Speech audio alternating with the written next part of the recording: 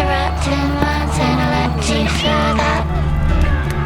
Used to be one of the rotten ones and I let you feel